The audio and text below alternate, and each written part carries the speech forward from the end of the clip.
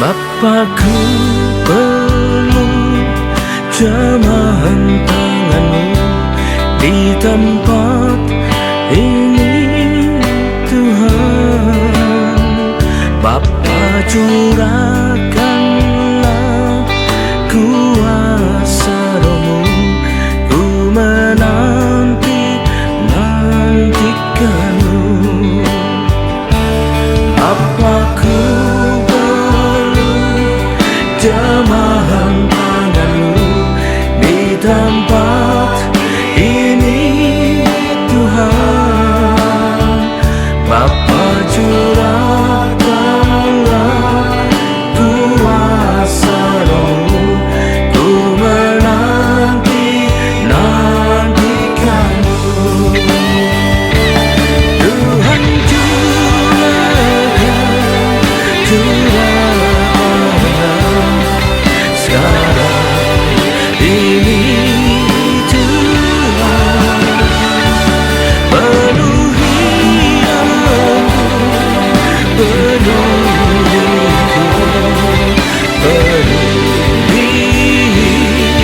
hidupku. Oh Roh Kudus, sungguh ku rindukanmu.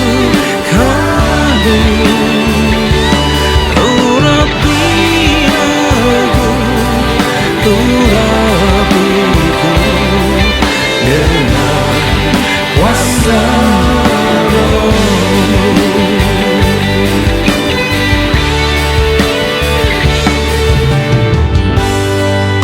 Bapa, tanpa jamahan tangan-Mu kami tak mampu menghadapi dunia yang semakin berat dan semakin mendekati, dan peperangan rohani juga semakin dahsyat.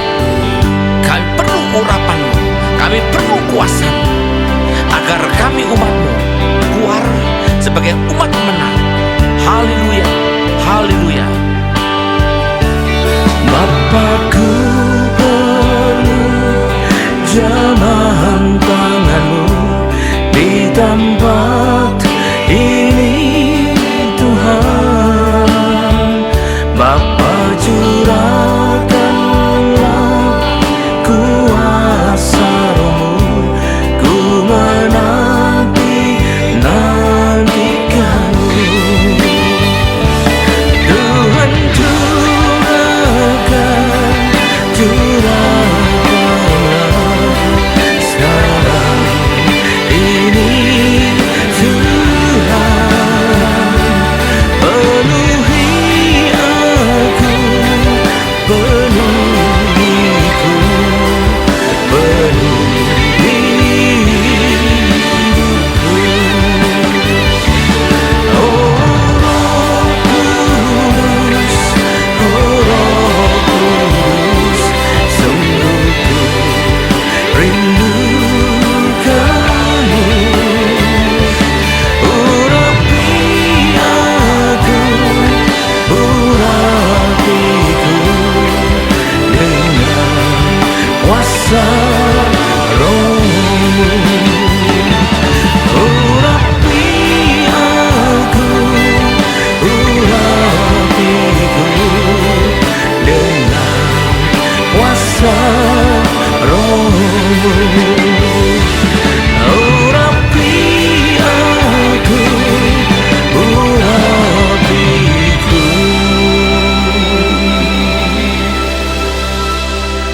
dengan kuasa Roh-Mu. Oh,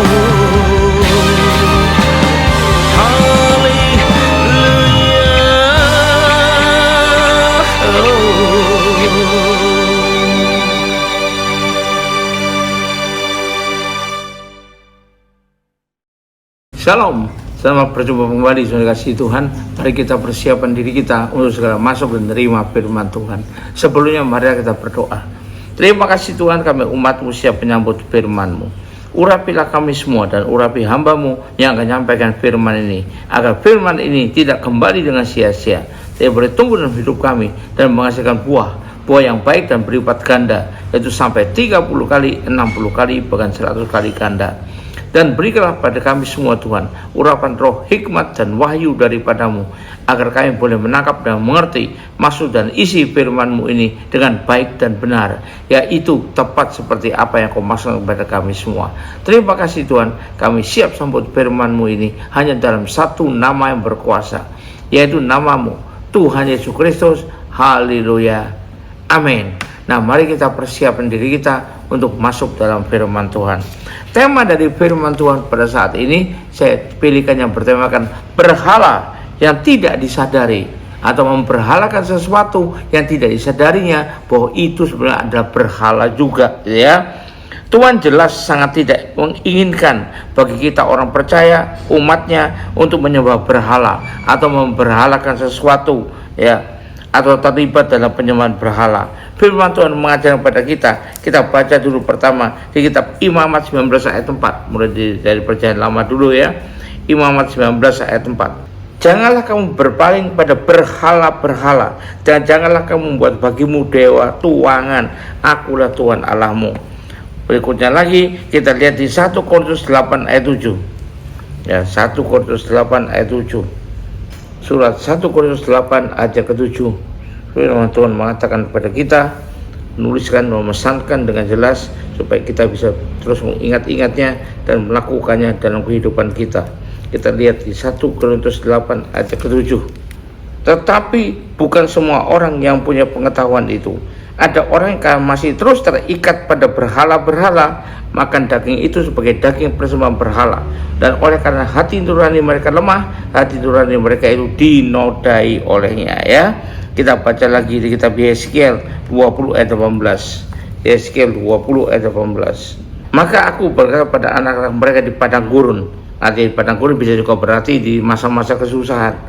Janganlah kamu hidup menurut ketetapan ayahmu, dan janganlah berpegang pada peraturan mereka, dan janganlah menajiskan dirimu dengan berhala-berhala mereka. Jangan berpegang pada ketetapan mereka, ketetapan orang-orang di atas kita, ketetapan orang para pendahulu kita. Jangan kita pegang terus begitu saja. Hati-hati kalau itu menjadi suatu yang bersifat di mata Tuhan dipandang sebagai berhala. Berarti kalau kita melakukan ketetapan itu, kalau kita melakukan adat itu, kalau kita melakukan tradisi itu, berarti kita menajiskan diri kita dengan penyembahan berhala, ya. Hati-hati, maka perlu dibedakan dengan baik dulu, ya.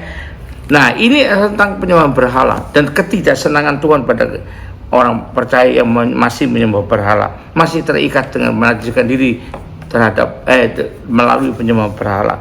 Tapi masalahnya jadi masalah besar. Banyak sekali orang yang menganggap berhala itu hanyalah sebatas patung-patung, dewa-dewa yang disembah secara fisik. Ya, itu adalah dia anggap oleh kebanyakan orang. Padahal ada juga loh yang kita sebut sebagai berhala yang tidak kita sadari, berhala modern yang katanya ternyata masih banyak menguasai orang-orang percaya di dunia ini. Bahkan masih banyak yang mengagung-agungkannya, bahkan lebih banyak yang mengutamakannya, bahkan lebih mengutamakan dari Tuhan, ya. Apakah itu? Penjelasannya perlu kita pelajari. Yang pertama, kenapa disebut berhala? Apa itu dewa, apa itu patung, apakah apa saja, pokoknya segala sesuatu yang kita agungkan, yang kita cari-cari, yang kita tinggi-tinggikan, yang kita inginkan lebih dari Tuhan, yang kita utamakan dalam hidup kita, itu menjadilah berhala dalam kehidupan kita, ya. Jadi segala sesuatu yang kita utamakan, bahkan ya seperti kita pertuhankan dalam hidup kita, bahkan bisa-bisa itu lebih daripada Tuhan sendiri, itulah namanya berhala. Jadi berhala yang tak kita sadari, yang pertama adalah milik kita sendiri, harta kita lah, kekayaan kita lah, barang-barang kita miliki lah, itu bisa saja menjadi berhala yang tak kita sadari. Mari kita baca Matius 6 ayat 21. Jadi jangan sampai harta milik kita yang Tuhan telah berikan pada kita, yang Tuhan izinkan untuk kita terima, berubah menjadi berhala yang tidak kita sadari, buat kita najis di mata Tuhan. Hati-hati, ya, kalau kita sudah mengutamakannya, kalau sudah mengasihnya lebih daripada Tuhan.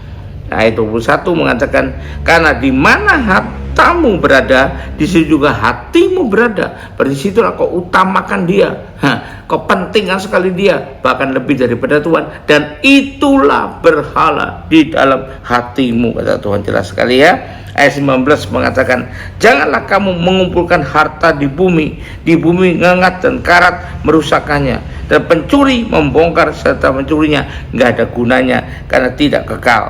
Lalu kita baca lagi di Markus 10 ayat 22. Perkataan itu lalu pergi dia dengan sedih sebab banyak hartanya. Nah di sini dia menjadikan harta itulah berhalanya ya.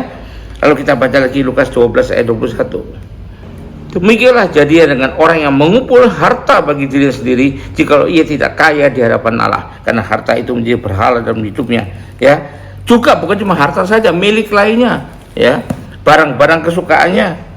Jika banyak sekali yang hanya berfokus hidupannya untuk mencari, untuk menemukannya saja dalam kehidupannya, apakah itu harta, apakah itu duit, apakah itu barang diinginkan, apa itu rumah, apa itu mobil dan lain sebagainya. Uang dan harta hanyalah anugerah Tuhan bagi kita. Jadi kalau Tuhan melihat kita tidak menjadi berhala, maka dia tidak segan untuk berikan pada kita, mengizinkan kita punya banyak harta, kita punya banyak barang yang kita gemari, tapi terbatas sebatas kegemaran biasa dan tidak menjadi kegemaran utama, tidak menjadi kesukaan utama, tidak menjadi kita utamakan, kita pentingkan, bahkan lebih daripada Tuhan. Jadi hati-hati, harta dan milik bisa menjadi berhala yang tidak kita sadari. Yang kedua, apalagi yang bisa jadi berhala yang tidak kita sadari? Kebiasaan kita, kebisaan kita, kemampuan kita, prestasi kita, keberhasilan kita, itu bisa menjadi berhala juga buat hidup kita ya. Misalnya gelar pendidikan, gelar prestasi dan lain sebagainya ya, medali-medali kita yang menjadi kebanggaan kita, apa-apa yang bisa kita raih di dunia ini yang bisa kita banggakan, itu jangan-jangan berubah menjadi berhala yang tidak kita sadari ya. Walaupun di satu sisi kita perlu perhatikan ya, karir, pekerjaan, usaha, pendidikan kita supaya bisa berhasil, tapi di sisi lain perlu diingat bahwa semua itu hanyalah karena kemurahan Tuhan. Semua itu kalau kita bisa dapat adalah karena kemurahan Tuhan. Alkitab jelas mengatakan, bukan karena kekuatanmu, bukan karena keperkasaanmu, tapi karena rohnya Tuhan ya. Kita baca ayat yang sangat terkenal yang sudah bahkan kita hafal mungkin isinya di Sakaria 4 ayat 6. Ini ayat yang sangat terkenal di kalangan orang percaya, tapi apakah sudah diterapkan sampai mendasar? Saya yang masih belum tahu. Tapi kalau mengenai ayatnya pasti semua sudah tahu, semua sudah ingat. Tetapi sekali lagi, apakah diterapkan sampai mendasar ya, sampai tuntas dalam kehidupannya, itu yang belum tahu. Sekali lagi, pasal 4 Sakaria dan ayat 6. Maka berbicaralah ia, katanya, ialah firman Tuhan kepada Zerubabel, bunyinya bukan dengan keperkasaan dan bukan dengan kekuatan, artinya bukan dengan kebisaanmu, bukan dengan kepandaianmu ya, melainkan dengan rohku, firman Tuhan semesta alam. Jadi apapun yang kita capai dalam dunia ini, apapun kita raih dalam dunia ini, apapun yang kita bisa lakukan dalam dunia ini, itu semua adalah karena kemurahan Tuhan, dan bisa kita lakukan karena penyertaan roh Tuhan. Haleluya, puji Tuhan ya. Kita baca lagi di Keluaran di Ulangan 8 ayat 18. Tapi harus kau ingat kepada Tuhan Allahmu, sebab dialah yang memberikan padamu kekuatan untuk memperoleh kekayaan, dengan maksud meneguhkan perjanjian diikrarkannya dengan sumpah kepada nenek moyangmu seperti sekarang ini. Kalaupun kita bisa kaya, kekuatan yang Tuhan berikan untuk bisa memperoleh kekayaan itu adalah karena semata-mata anugerahnya, dan Tuhan ingin menepati janjinya, sumpahnya kepada nenek moyang kita ya. Itu yang firman Tuhan katakan. Baca lagi Keluaran 15. Tuhan itu kekuatanku dan mazmurku, ia telah menjadi keselamatanku, ya Allahku, ku puji dia, ya Allah Bapakku, ku luhurkan dia ya. Kita terakhir kita baca di kitab Mazmur 62 ayat 8. pada Allah ada keselamatanku dan juga kemuliaanku, gunung batu kekuatanku dan perlindunganku ialah Allah. Nah, ini pengakuan bahwa Tuhanlah sumber segalanya. Jadi kalaupun kita punya prestasi, punya keberhasilan, bukan karena kuat dan gagah kita, sekali lagi, tapi karena kemurahan Tuhan yang menopang kita, yang membuat kita mampu mendapatkannya. Jadi hati-hati, kalau tidak maka kita bisa menjadikan segala kebisaan kita, segala kemampuan kita, segala keberhasilan kita, segala prestasi kita, dimanapun prestasi bisa kita peroleh, dimanapun kita diagung-agungkan, itu menjadi berhala dalam kehidupan kita. Ya, selalu kita utamakan, kita gaung-gaungkan, kita deklarasikan dimanapun kita berada, ya. Jadi bukan Tuhan yang kita deklarasikan, tapi adalah keberhasilan kita, prestasi kita. Itu yang kedua. Yang ketiga, apalagi yang bisa berhala tidak kita sadari, yaitu hobi kita, kesenangan kita, kesayangan kita dalam kebiasaan hidup ini, itu bisa juga menjadi berhala yang tidak terlihat, yang berhala yang tidak kita sadari. Misalnya hobi badminton. Jadi kalau sudah acara main badminton, ibadah pun ditinggal, pelayanan pun ditinggal. Kenapa? Saya ada janji main badminton. Kenapa badminton diutamakan? Karena badminton itu hobi saya, kesayangan saya. Nah, lihat kalau sampai apa yang kita lakukan buat Tuhan kita kalahkan karena kita demi hobi kita, berarti hobi kita menjadi sesuatu yang lebih kita utamakan daripada Tuhan. Nah, itu berarti itu berhala dalam kehidupan kita. Kalau hobi kita ada tenis, jadi ada tugas pelayanan diabaikan karena ada acara tenis, maka itu menunjukkan, membuktikan, tidak bisa disangkali lagi, oh itulah berhala yang tidak kita sadari, yang mengikat kita, ya. Lalu apalagi kalau hobinya jalan-jalan, keliling-keliling, traveling, walaupun ini masa libur, masa Nataru katanya, Natal dan Tahun Baru, tapi kalau untuk itu ibadah ke gereja tidak dilakukan. Yang penting gue bisa libur, mumpung libur, cari hiburan kapan lagi. Nah, ini berarti hobi yang seperti itu sudah bisa menjadi berhala yang tidak kita sadari. Hati-hati sekali, libur boleh, ya, healing boleh, tapi jangan mengalahkan Tuhan, ya. Tuhan dulu baru kita libur, baru kita healing, baru kita mencari kesenangan kita pribadi, tapi dahulukan Tuhan. Karena bila kita begitu mencintai dan mengutamakannya, sehingga beribadah ke gereja pun dikalahkan, tugas-tugas pun tidak dilakukan, minta izin untuk melakukan hobi, ya. Itu kalau melakukan hobi adalah baik juga, tetapi kalau sampai melebihi kepada Tuhan, kalau sampai mengalahkan kewajiban kita kepada Tuhan, maka itu adalah salah satu indikator, ya, bahwa kita sudah menjadikan dia berhala modern yang tidak kita sadari sudah menjadi berhala dalam kehidupan kita. Hati-hati. Yang ketiga, apalagi yang bisa menjadi berhala yang tidak kita sadari, artinya tanpa kita sadari kita menjadikannya, menobatkannya sebagai berhala. Itulah impian hidup kita, cita-cita kita, ya, demi mencapai cita-cita, mati-matian bekerja, mati-matian berusaha, mati-matian saya mengabaikan tugas kita kepada Tuhan, mengabaikan ibadah kita kepada Tuhan. Yang penting mencapai cita-cita. Nah, ini kalau sudah begini, berarti kita menjadikan cita-cita kita itu atau impian kita itu sebagai berhala, maha berhala malahan yang dalam hidup kita tanpa kita sadarinya, ya. Bahkan kalau sampai ini lebih jauh lagi, untuk bisa mencapai keinginan, mencapai cita-cita, mencapai impian, lalu menghalalkan segala cara untuk bisa mencapainya. Hati-hati kalau sepertinya. Ada target, Pak, bulan ini, tahun ini saya harus mencapai sekian rupiah, Pak. Ya, target boleh-boleh saja, tapi ingat, target itu harus sesuai dengan maunya Tuhan, bukan kita sendiri bikin target, ya. Karena hidup kita, rencana itu ada dalam tangan Tuhan. Tapi kalau kita mau mencapainya dengan mengabaikan yang untuk Tuhan, maka itu jelas menjadikan berhala di dalam hidup kita yang tidak kita sadari, ya. Jangan sampai kita hanya berfokus kepada hal-hal ini saja, sehingga bahkan mengabaikan, mengalahkan hal-hal yang untuk Tuhan. Bukannya kehendak Tuhan yang ingin kita capai, tapi kehendak kita sendiri, kehendak daging kita sendiri, berarti itu. Mari kita lihat, ya, Yohanes 5 ayat 30.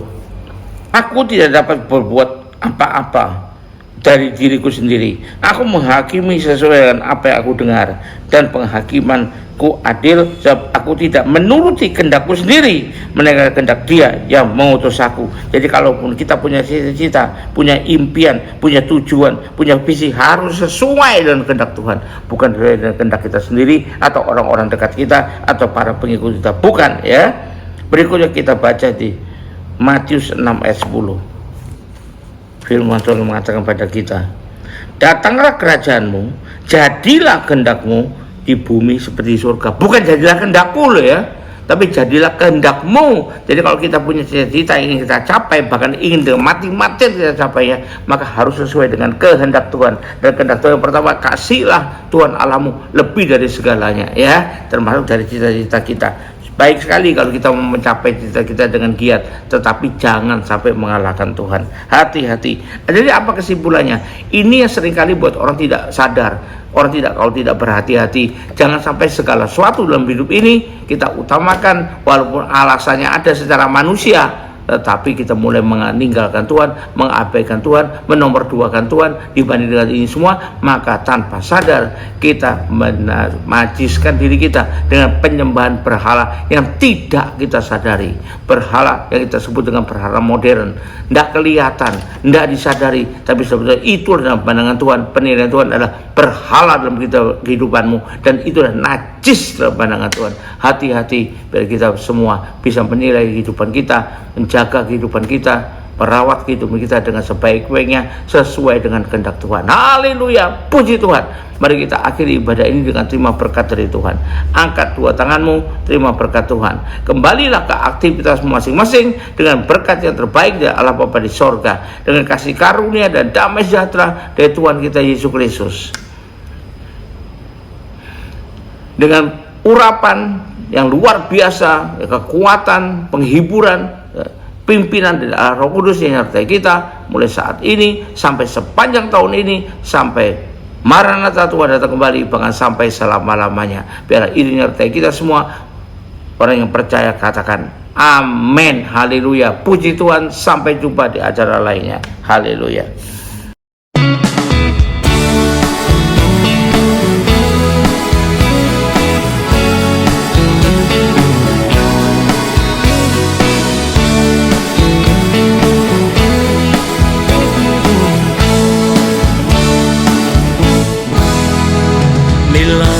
Kau merasakan jiwamu mulai lemah, berserulah kepada Tuhan, Dia akan beri kekuatan. Bila kau merasakan hidupmu semakin susah, berserulah kepada Tuhan, Dia beri pertolongan dalam susah dan pencobaan. Dunia serasa menekan, lari tanpa tujuan, tiada kelepasan. Bertelutlah di kaki Tuhan, Dia tak pernah tinggalkan. Yesuslah yang belakan dan beri kemenangan.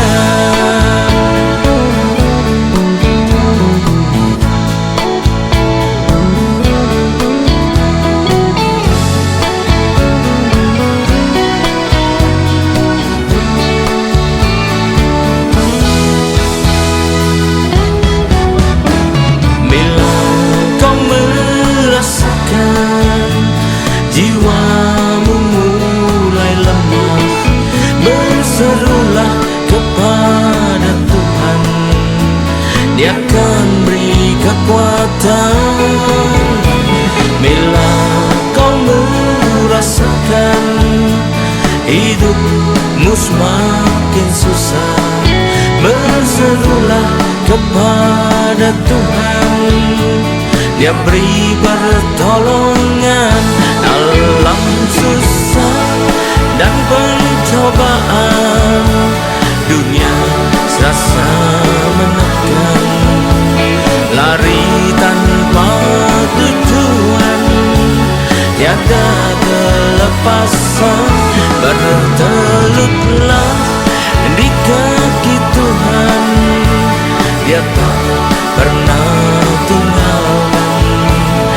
Yesuslah yang melakukan dan beri kemenangan dalam susah dan pencobaan.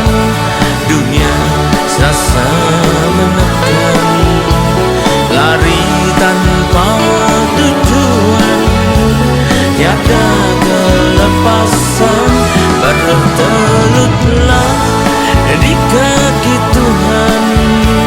Dia tak pernah tinggalkan.